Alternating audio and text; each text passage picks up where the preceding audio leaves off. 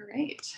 Well, welcome everyone, and thank you for joining China's Path to Carbon Neutrality, Solutions and Contradictions. I'm Emily Baum, and this webinar is sponsored by the Long US-China Institute at UC Irvine.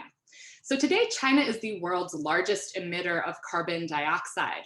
But in September of last year, Xi Jinping made a pledge before the UN General Assembly that China would become carbon neutral before the year 2060. Now, this was an exceptionally ambitious promise, and it's one that has left experts asking the question, will it be possible? Well, to help discuss the promises and pitfalls of China's path to carbon neutrality, I'm lucky to be joined today by my colleague, Steve Davis, who is going to moderate this event and introduce our speaker. Dr. Davis is a professor in the Department of Earth Systems Science here at UC Irvine, and his research focuses on the interactions between energy, agriculture, climate change, and international trade. Professor Davis is going to introduce our speaker and moderate the Q&A at the end of the session. If you would like to ask a question at any time, please use the Q&A button at the bottom of your screen. We'll collect the questions and ask them on your behalf. So I will turn it over to Steve now. Thanks, Emily. And it's my pleasure to be here and help to moderate today's event. Our speaker today is someone that I've seen a lot on Twitter and really admire his work on the topic. Lauri Myllyvirta is a lead analyst of the Center for Research on Energy and Clean Air, headquartered in Finland. And over the past decade, he's led numerous research projects on air pollution, assessing air quality and health impacts of different energy policies, including in more than a dozen modeling studies of air quality and health impacts focused on coal power plants in particular. His research has covered and been used in many countries across Asia, the Mideast, Europe, and Africa, and he has served as an expert in groups and panels focused on regulating emissions in several of those different regions as well. In particular, Lauri is one of the leading experts with his finger on the pulse of China's energy sector and its efforts to balance economic growth, clean air, and climate goals. And that's what he'll be speaking to us about today. So with that, I'll just say what a pleasure it is to welcome him to our virtual Long Institute seminar and turn it over to you, Lauri. Thanks. Thank you, Stephen. Thank you so much for having me. Good morning to everyone who's joining from California. It was great to see a few familiar names on the list. So I've spent most of the past decade making sense of what's happening with China's emissions, China's coal consumption, and air pollution and climate policies. And the reason for that focus, I guess, is obvious for most people, but I think it's still important to kind of look at what's been China's role globally in the past few decades. So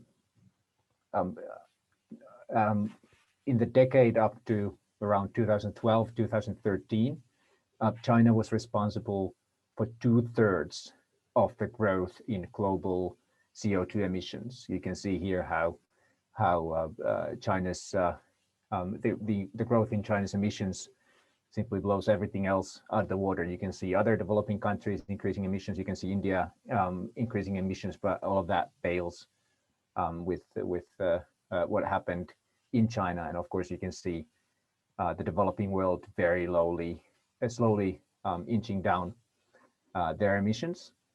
And if we think about the reasons why this happened, China experienced first an economic boom because of the World Trade Organization membership and booming exports.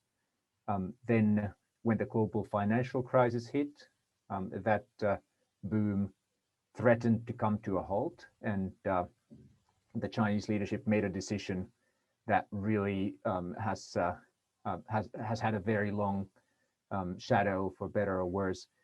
So they started an unprecedented economic stimulus program that built massive amounts of infrastructure, factories, power plants and so on across China, and led to a record increase in CO2 emissions as a side effect of that. Famously, China used more cement during that stimulus, those few years of stimulus, than the United States had during the entire preceding century before that. So that's the massive scale of that. Then after that is the point where I started working on China and started paying close attention. There was a period of time when the leadership said, now the stimulus is over. We're not going to rely on fairly inefficient government spending to drive growth anymore. We're going to enter a new normal where household consumption, services, high-tech industries are going to drive growth. At the same time, there was an event that's often in English called the airpocalypse, an extremely severe series of extremely severe air pollution episodes around Beijing that led to a national awakening on air pollution and declaring a war on air pollution, and many other factors that led to a hiatus, a pause in China's CO2 emissions growth, and actually a significant fall in coal consumption from 2013 to 2017.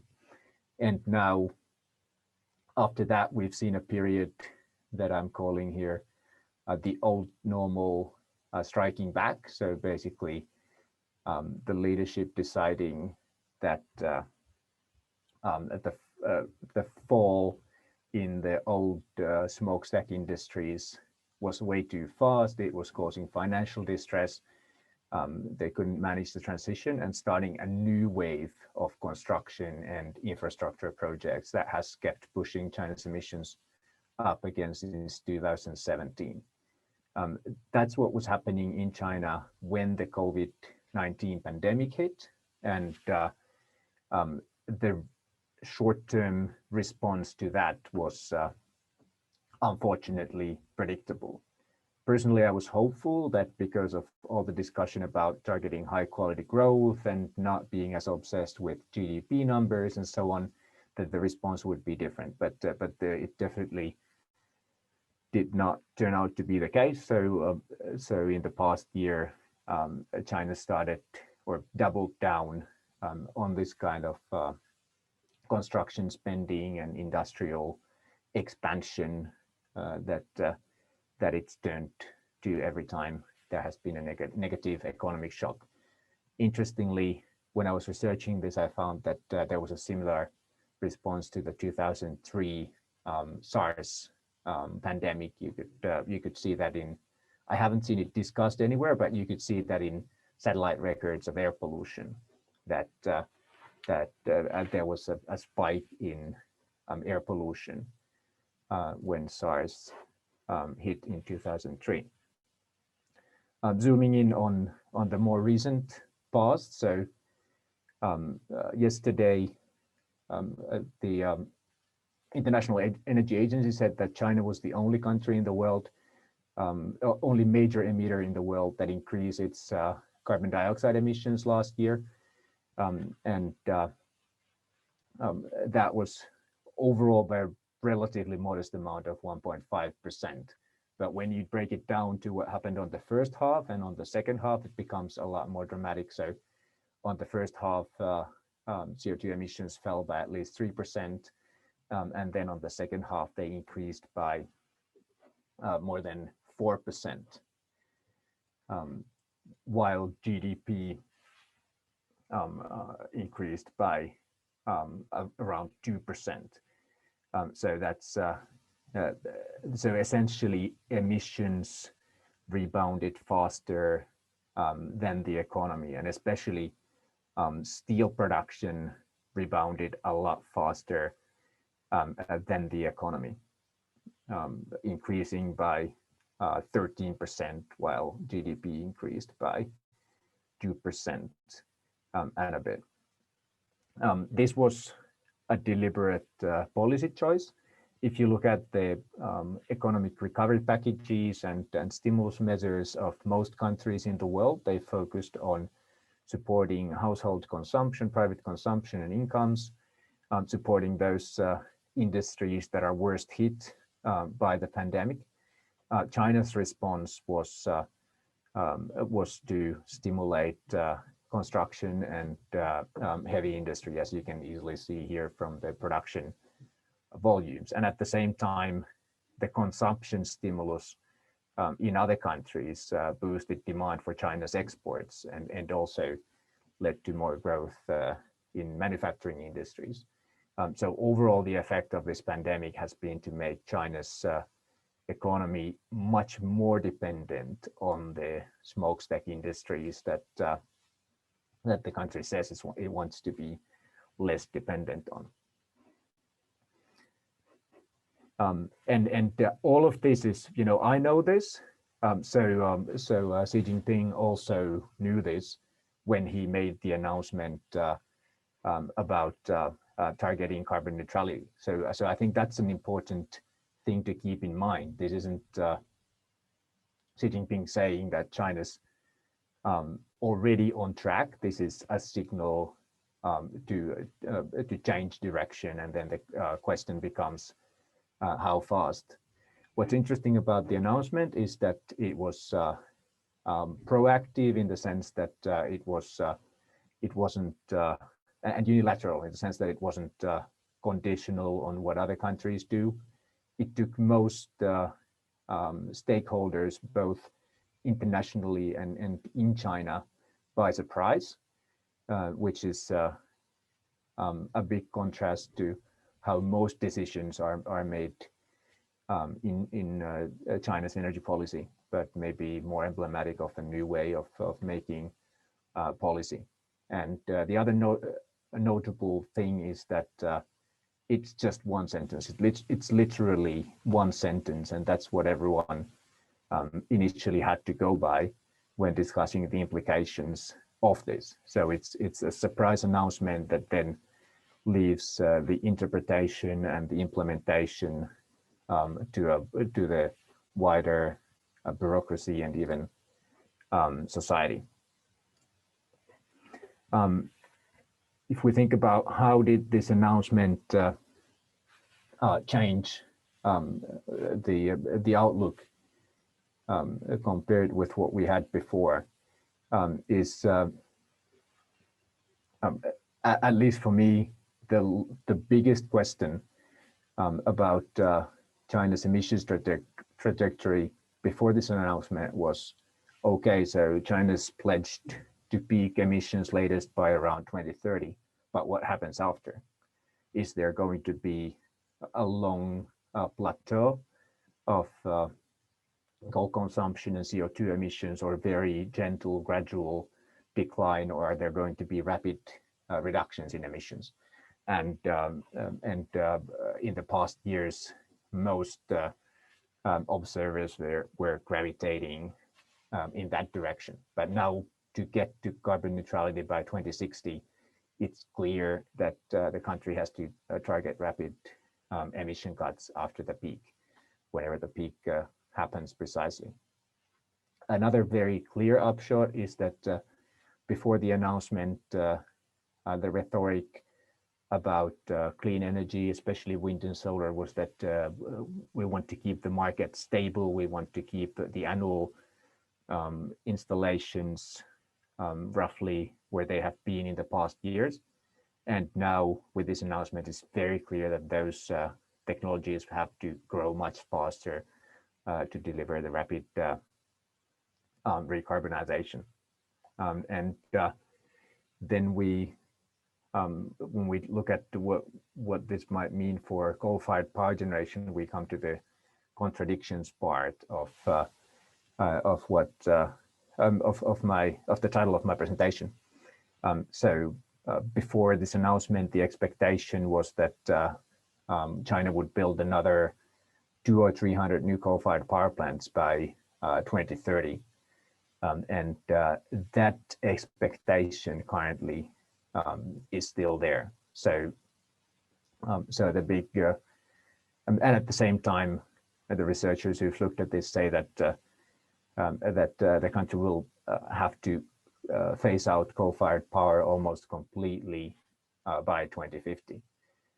So you're talking about potentially building a lot of fossil fuel infrastructure and then phasing that out very fast. When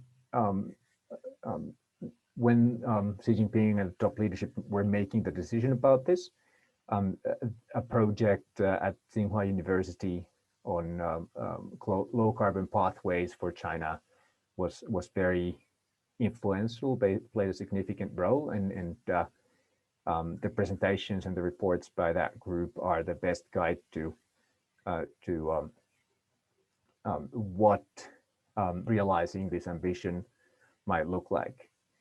The researchers say that to get to carbon neutrality by 2060, the power sector has to be effectively zero carbon by 2050, and after that has to deliver negative emissions, for example, by burning biomass and then capturing the carbon from that biomass to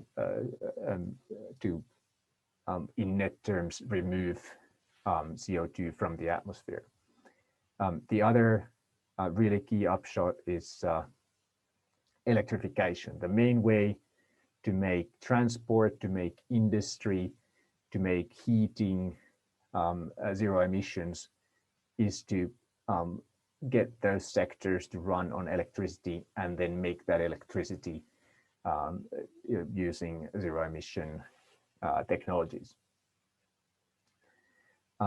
Another key part of the plan that these researchers had for realizing the target is for energy demand to slow down and then peak in early 2030s, so a decade from now, and that really implies the economic transformation that I was speaking about, transitioning the economy towards much less energy intensive sectors. The investment needs are, of course, enormous. Just the amount of wind and solar and nuclear that it takes to produce all the energy, not just all the electricity, but all the energy that China uses is, of course, going to be an enormous amount of investment. Looking specifically at those numbers, I think the other thing that is this is interesting about this is that when you talk about the total amounts of capacity that are needed, for example, for wind and solar, we're talking about at least 2,000 gigawatts of capacity. So that's if that was all from wind turbines, that's to the tune of almost 1 million large wind turbines. Delivering that kind of, looking at that absolute amount of capacity is very impressive. But when we look at how much China is already installing every year, it's not so far-fetched. We're talking about a doubling or a tripling of the amount of wind, solar, and nuclear installed in China every year, which compared with how fast those volumes have grown in the past, isn't in any way unrealistic or not achievable. So in terms of scaling up the clean energy needed to realize this target, I think it's very well within reach. One key challenge in this is what I'm calling here the ambition gap. So there's currently a mentality that this decade is going to be a slow start, and then the really rapid emissions reductions have to start thereafter, or maybe even after 2035. And that implies a lot of belief, a lot of trust in the ability for things to, on one hand, that things can't change very fast right now, but on the other hand, that in 10 or 15 years from now, things can change very, very fast. So what I'm looking at here is the different emissions pathways, and currently, I think we're looking at, if you look at the domestic debate right now, we're looking at settling around the green line. So expecting the peak to take place well before 2030, but that's still a very slow start to a very ambitious emission reduction schedule.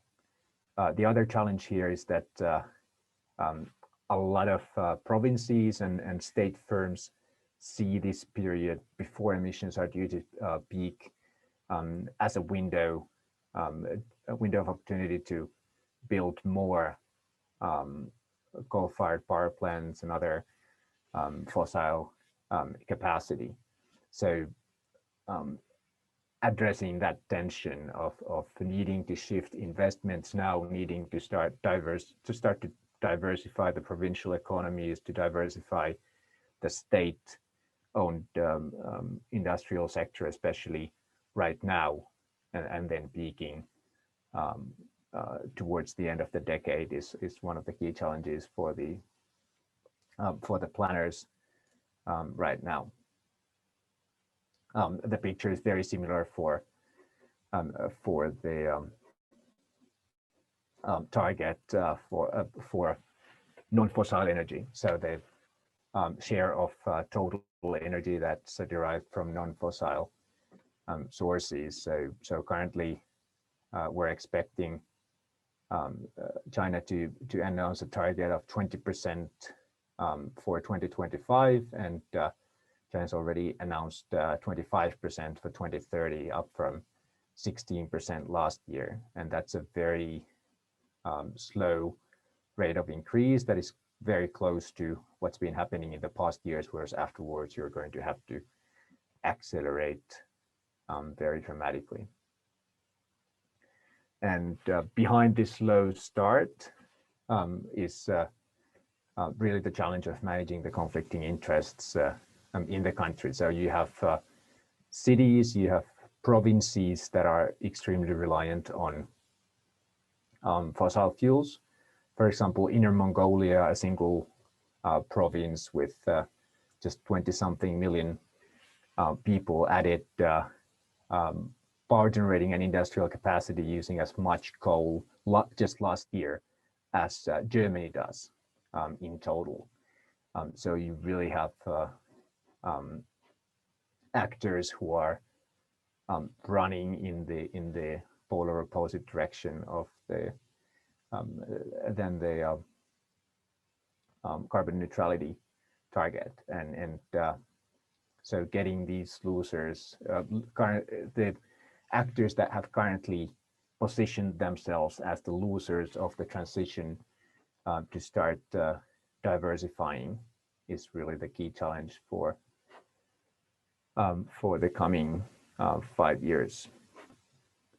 One example of and maybe a key barometer of what's happened in China. So last year, the announcements of new coal-fired power projects accelerated dramatically.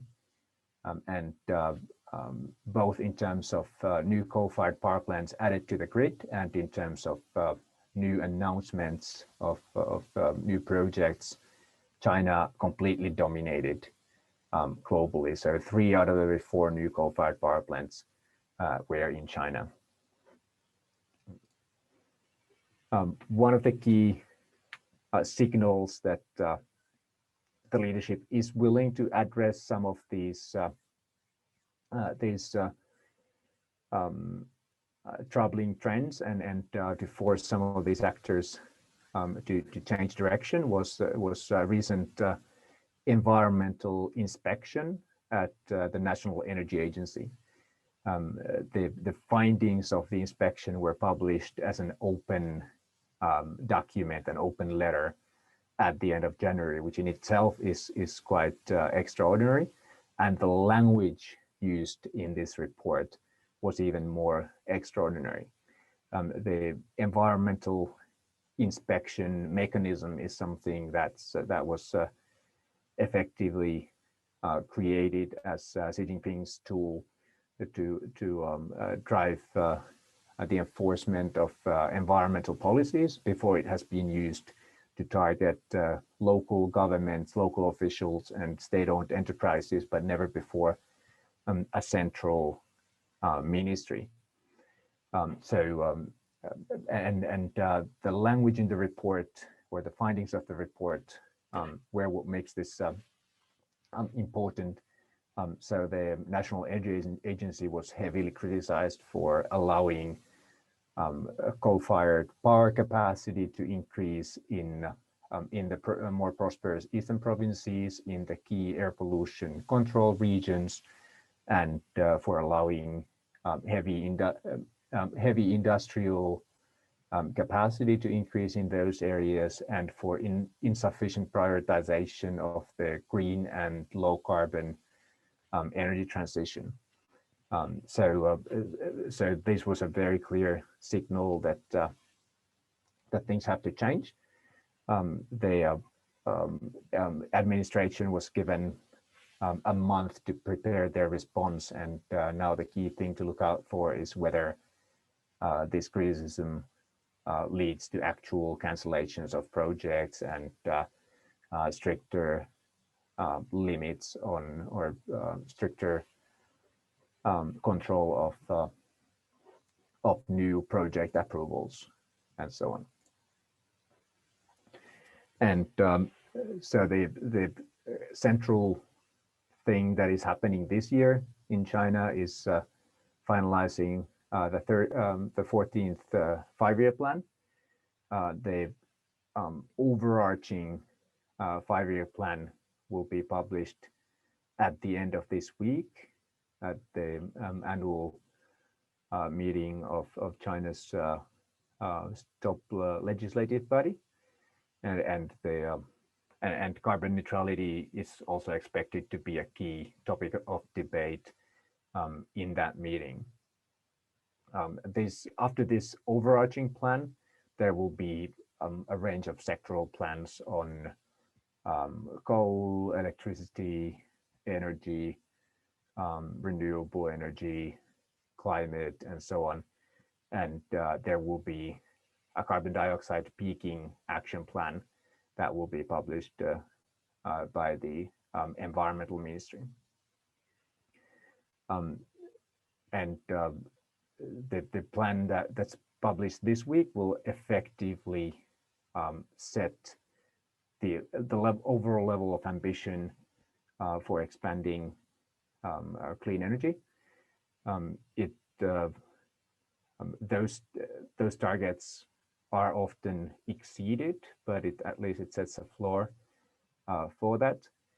It also sets a cap, a control target for total energy consumption in 2035. So those two targets together effectively set a limit on how much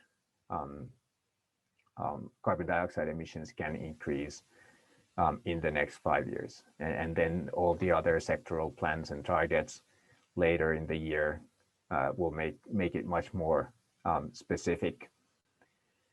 Under the CO2 peaking action plan, different provinces and cities are expected to peak their emissions faster. And that's, of course, going to help with bending the emissions curve overall. But I think that's also very significant in changing the political economy, because if you have the provinces and cities that have already peaked their emissions and are on the way to phasing out emitting industries, they're not going to be in the camp that is opposing these changes anymore. China's also made carbon dioxide emissions, reductions in carbon dioxide emissions officially a part of the 2035 modernization plan. That is a top level political plan to achieve socialist modernization by 2035. So that's one process that could come up with much more ambitious milestones for reducing emissions and so on. So far, we don't have any details of what that might entail, but incorporating climate into that process at least means that the top leadership is going to have to clarify their level of ambition. The last thing that I want to highlight before we go into the questions is that China made an ambitious, surprising announcement, and because of China's role as the world's largest emitter, that's of course uniquely significant. But it's also worth noting that there were a lot of major positive announcements last year by other countries. Japan and Korea announced they'll target net zero emissions by 2050. A host of other Asian countries announced that they're revising their plans for new coal-fired power plants. So while China increased the amount of capacity that they're planning, a lot of other countries reduced their plans for new coal plants. Philippines, Bangladesh, Vietnam, most probably, they published their draft power development plan just recently. And then I'm sure you've heard there was a new president in the United States that is also targeting net zero by 2050, and so on. And one important thing to note about essentially all of these announcements is that they're very headline level, and many of them are very aspirational. So solidifying all of this into something that starts to add up to peaking and declining global emissions as soon as possible is really the key challenge for this year. That's my overview of what's going on in China, and I'm keen to hear your questions. Thanks so much, Lauri. That was terrific. I really hit a lot of the high points, and we've already gotten a few questions. So maybe I'll just launch into those. And one of the first questions is from Sally Fung, and she is asking about coal in the future in China, and to what extent, when you're pointing to zero emissions energy options, might we expect to see carbon capture and storage on coal as one of those options versus renewables and the other things you talked about? Thanks, that's a great question. So currently, I think if you look at the plans for 2050, 2060, China's banking quite a lot on carbon capture and storage.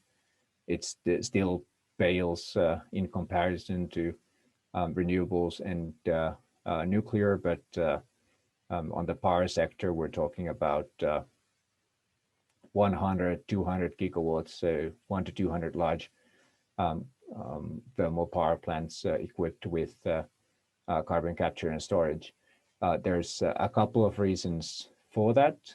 One of them is simply that what I mentioned in the beginning, that the current thinking is that there are sectors like aviation, certain industrial processes like cement and chemical industry processes that we don't really know yet how to decarbonize, and or that are expected to be very expensive to decarbonize.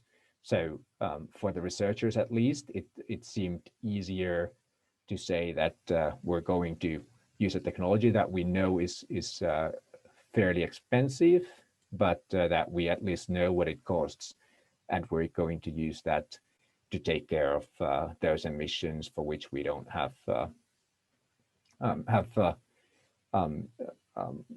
tried and tested decarbonization options yet. My expectation is that when the plans become more detailed, when people start to look in more detail into construction materials, steel, transport, and so on, that we will find that more of those emissions can be addressed within those sectors rather than compensated for elsewhere. And certainly the amount of biomass that would need to be burnt to create those negative emissions is not trivial, to say the very least. So so all of that is one area where I think there's a lot more thinking to do. The other issue is seasonal storage. So you have especially the heating needs in the winter are easier to meet when you have dispatchable power and don't need a lot of seasonal storage. So that's one reason why you might want some coal-fired power plants with carbon capture and storage. But I think the main reason is that it's just not easy to tell the coal industry that you're not a part of this picture, that you're going away. So it's just easier at this point to leave that even relatively modest amount of coal-fired power with CCS in the numbers. I'll have to say that the long-term thinking isn't that advanced. If you look at China's bureaucracy, for example, this week, I think Monday, the state grid, the world's largest grid operator that runs about 80% of all electricity transmission in China, published their what was called their CO2 peaking and carbon neutrality action plan. And there's literally nothing beyond 2030 in that plan.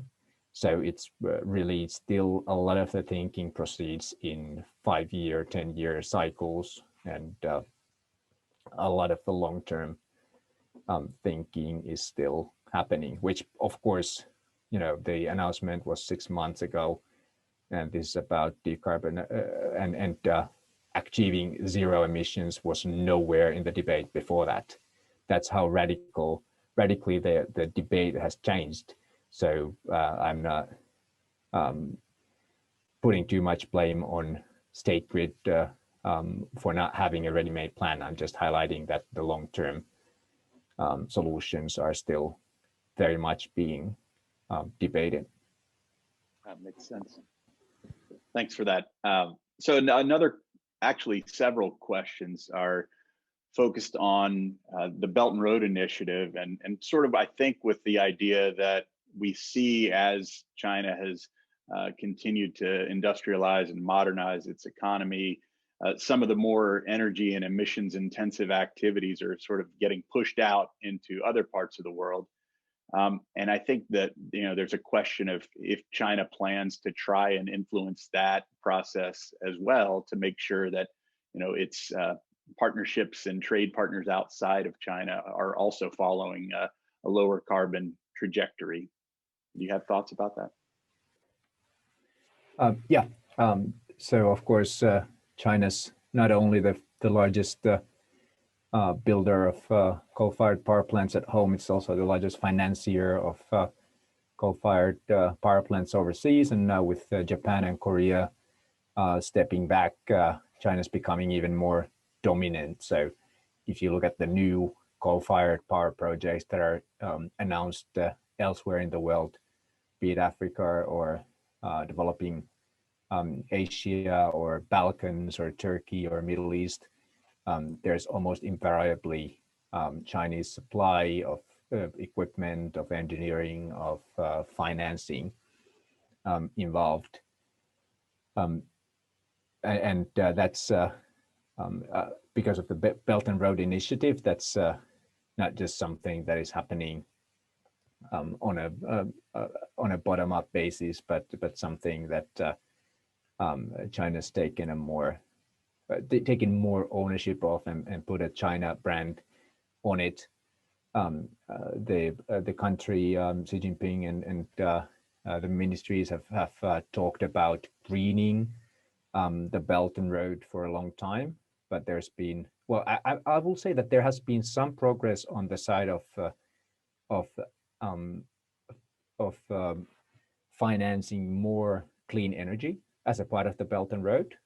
So that call in a way has been heard, and that's pretty emblematic of all the green transition policies in China. It's always about doing more of the good stuff and not really doing less of the bad stuff, unfortunately. But at the same time, many of the key Belt and Road countries, I didn't have Pakistan on my slide, but many of the key Belt and Road countries have really cut down their ambition, their plans for new coal-fired power plants. So there's just from the demand side, there's just a lot less of that, and certainly some signals to the big power companies that you shouldn't be doing as much of this. So I think we're going to see the numbers change overall. How much of that is thanks to the recipient countries' policies changing, and how much of that is due to Chinese incentives or policies changing is harder to measure. Sure. That's a great answer. Thank you.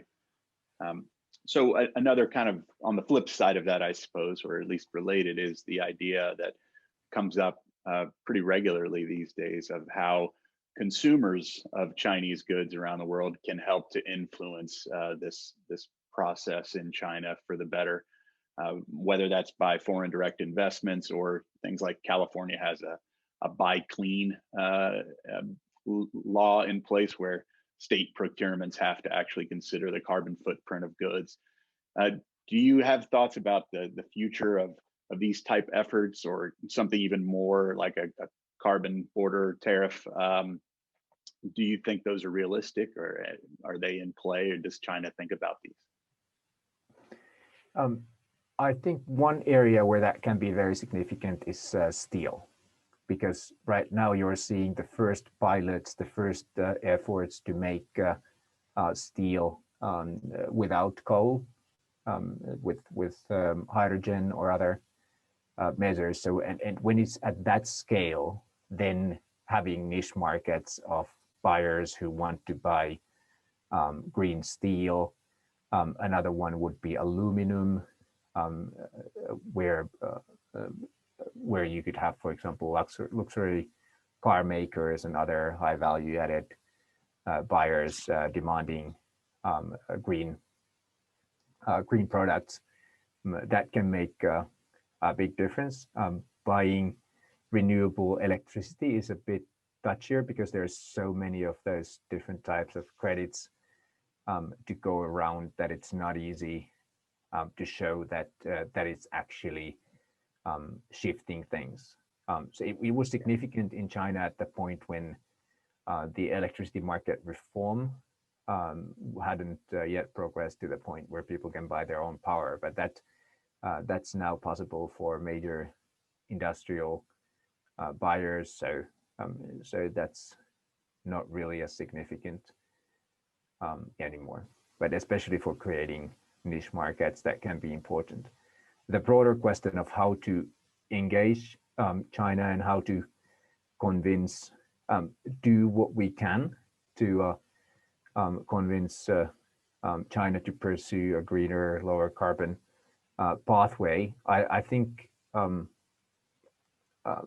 at the debate, I find the debate about collaboration versus coercion, hawks versus those pretty tired, in the sense that I don't think the climate community is going to determine what the state of relations between China and the rest of the world is. So that's just going to be what it is, and you have to find ways to engage given that situation. I think right now, because of the fact that China has a carbon trading scene that doesn't really impose a carbon price.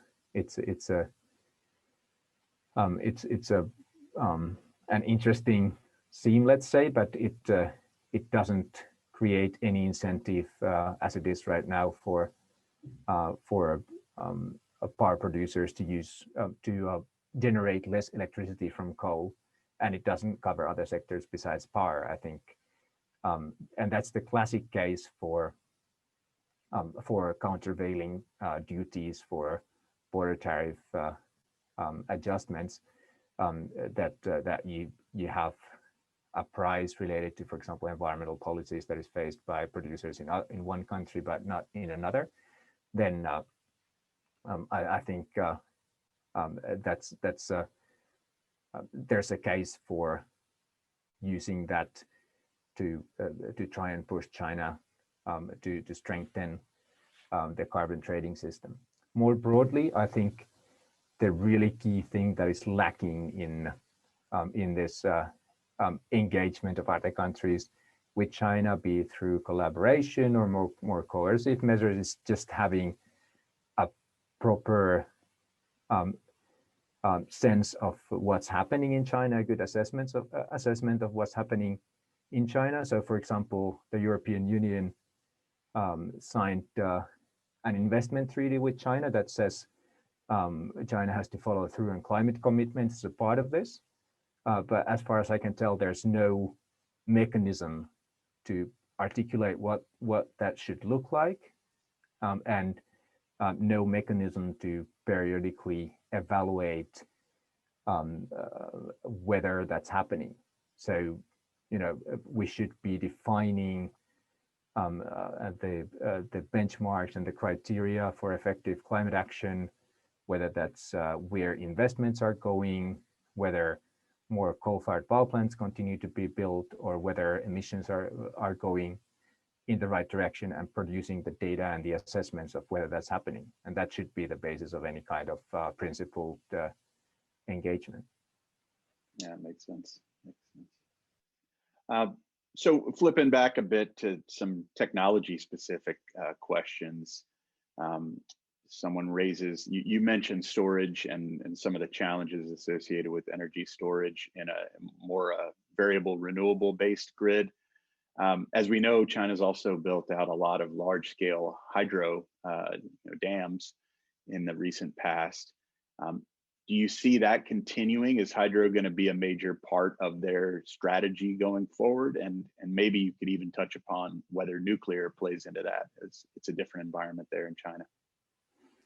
Yeah, so yeah, China's obviously got a massive hydropower base of hundreds of gigawatts, and there's going to be some additions still, but most of the potential is tapped out.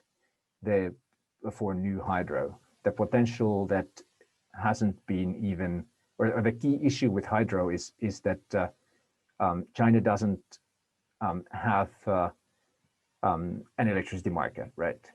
Everything works more or less based on regulated prices, and that means that hydropower producers just don't have any incentive to respond to demand on the grid, and adjust, ramp down when there's a lot of wind and solar production, ramp up when there's a need for power.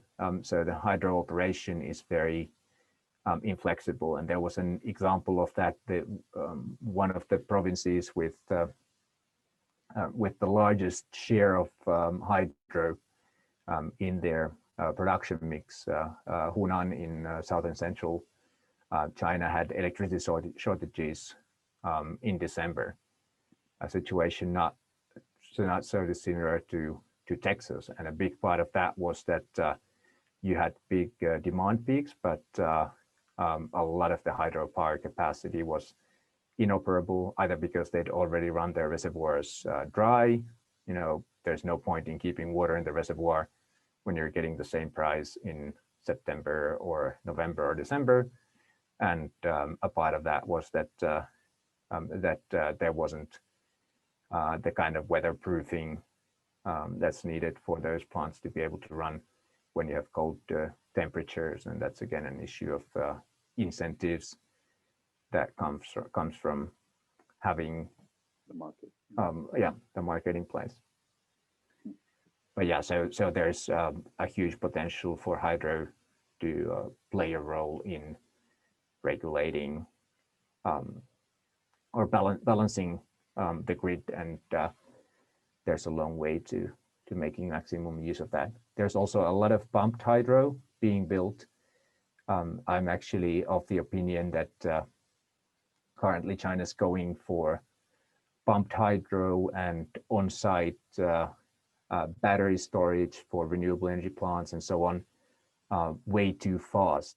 The country has less than 10%, is just bordering on 10% now of wind and solar, and you shouldn't be needing these kinds of measures at that level of wind and solar generation. So basically, the country is going for engineered solutions before addressing many of the issues with the grid that would make renewable energy integration much easier and require less storage and less engineered solutions are required.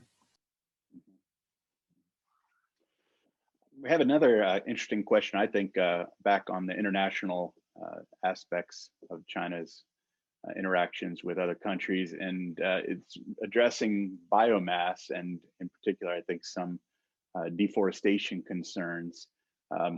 Just like we worry that sometimes countries outsource polluting activities to other places. I think there's some literature out there that shows that some of the deforestation happening in Indonesia and Brazil and the Amazon are also related to China's demand for imported commodities like soybeans and beef. Do you think that that's going to factor into some of their ambitions on the environmental front? Again, sort of like the Belt and Road question, will they be monitoring this and trying to do better in the future, or are they mostly looking inward? I don't track that. It's very close to my heart, but I don't track it professionally. I haven't seen a lot of signs so far, but I think it's just very important to keep pointing out the role of Chinese demand in deforestation. There's of course an example of China finally starting to act on illegally hunted endangered species and so on. I imagine largely because of international pressure. So it's not out of the question, but usually the government tends to take a position that those things are the responsibility of whichever country the deforestation or whatnot is happening, and if they're selling stuff on the market, it's fair game to buy it. But that's of course, and fisheries are another area where that's a big issue. So of course, all of that I hope is a part of China recognizing its role as the world's largest consumer and buyer of just about everything. Yeah, interesting. So I think we're winding down. Maybe I'll ask you one more question, Lauri, and then there's a few that maybe can send you emails or something to follow up, but this has been wonderful. This last one, I think, is maybe an opportunity, a little fun for you to conjecture a bit. Someone's asking if you have any speculation about the background of Xi's announcement and what went on there, because it was such a surprise, as you pointed out. Yeah, I think there's two aspects here. For Xi to make just such a big announcement, there has to be a domestic motivation. I mean, there could have been something flashy that is pretty easy to make if it's just about impressing an international audience. So, and this is a long-term thing. So, he had to have a domestic motivation. So I think he did want to intervene in the planning process, in the 5-year planning process that was going in a concerning direction. The other, put China on a path of developing some of those solutions and industries that are going to be needed in a low carbon future. Especially in terms of the timing, I think it's very clear that he wanted to get ahead of the US elections. Avoid a scenario where you have a US president with a climate agenda teaming up with the European Union and others to put pressure on China, shame China for increasing emissions and so on. And then if he was going to do something anyway this year, then that would just seem caving into that pressure. And so I think that's also a change shows the change in international politics, where in 2014, Obama and Xi made the joint announcement after some years of exchange, and now it was China getting on the front foot and wanting to show that they're acting proactively and not following the lead of the US. Interesting. Thank you. I'll turn it back over to Emily, I think, to wrap us up, but it was really a pleasure hearing your perspective on this stuff, Lauri. Thank you so much. Great. Well, we are just about out of time. Again, I would like to thank our speaker, Lauri Myllyvirta, for that super informative presentation, and to Steve Davis for expertly handling the moderation and the Q&A. The video of this webinar will be up on the Long Institute's YouTube channel soon. We'll send a follow-up email to all registered participants with a link to that in the next day or two, so be on the lookout for that. Take care. Thank you all for joining us today, and hopefully I will see you at our next event.